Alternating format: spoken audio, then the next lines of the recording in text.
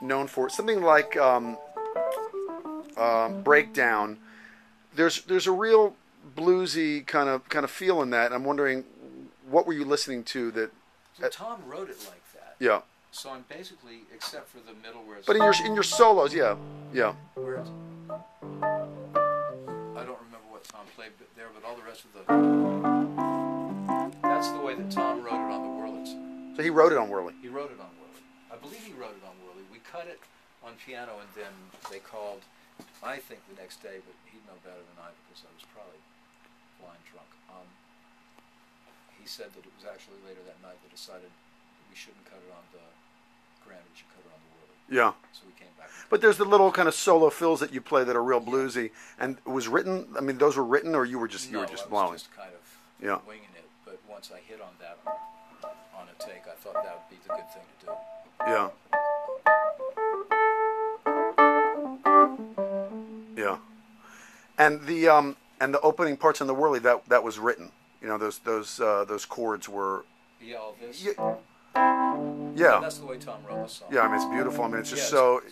He's got it going on. But it's so it's almost like textbook how to play Whirly with a band. I mean, because it's sitting in the pocket, and yet it's. Well, it's how to play Whirly with a song, because it's the way the writer Yeah, played underneath exactly. the melody that he wrote. Yeah.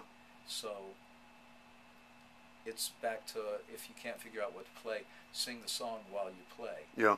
And it'll really help get to where, to where you leave out the right parts. When you play that live, do you play organ with it?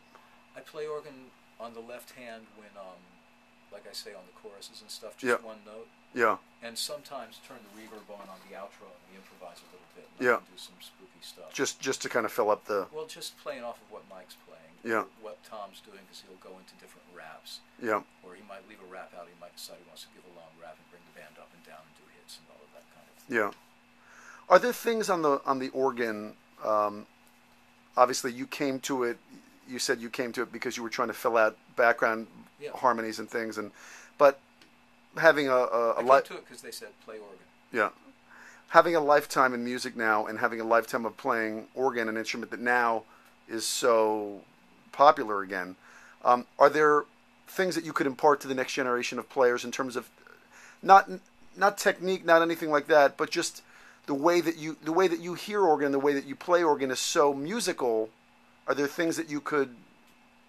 I think you listen to everybody else, and you pull out drawbar. Ask other organ players, how do you get that sound? And see if they'll show you a drawbar setting, a simple drawbar setting. Yeah. And then listen to the sound the rest of the band is making, and try to find a drawbar combination that can be heard enough to make a contribution,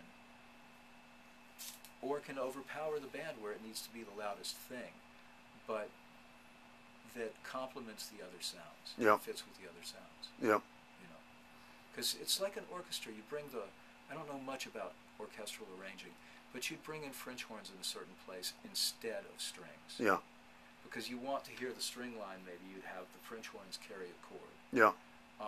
Instead of more strings carrying the chord. Yeah. So if you've got the guitar in a certain range playing something, then you don't want a sound that's going to compete with the guitar. Yeah. If you're accompanying the guitar. Yeah. And conversely, if you want to play something over the guitar, you have to find something that does what you need it to do. And Yeah. an organ's wonderful because you have all these drawbars that are almost like EQ. Yeah. EQ meters